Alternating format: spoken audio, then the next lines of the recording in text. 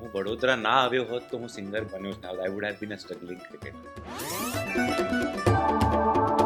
સંગીતનું જાદુ, જોશનું સમીર, સૌને નચાવી દે એવા આપણા ગૌતમ દબીર. તો ગૌતમભાઈ, કેટલા વર્ષોથી ગાઓ છો and since how long you been singing ગરબાસ? હું 3 વર્ષનો હતો ત્યારથી હું ગાઉં છું. I just kept my fingers on the harmonium. I started playing જાતે જ.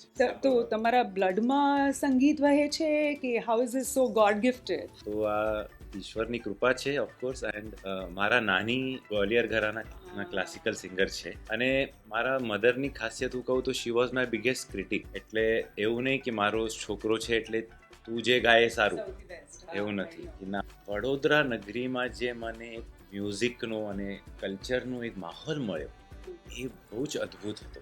एक वो सॉन्ग जिस पे आपका क्राउड हमेशा बोलता है वंस मोर वंस मोर. માડી બોલાવે હાલો રમીએ રાસ, ચાંદ જીઓ ઉગ્યો છે આજ નવલી રાત, જામશે રંગ સોની સા. सो थोड़ा कुछ स्टेज के BTS के बारे में बताइए ना. हम 33 आर्टिस्ट हैं, so it's a huge team. આ ચાલે છે રંગ ભીની રાધાને લઈ બેઠી બાધા, then suddenly I do this. હોય લેજો રસિયા રે રોમાલ મારો રંગ, right? And then we do this. આવું લાગે આવે મોર બની થનગાટ કરે.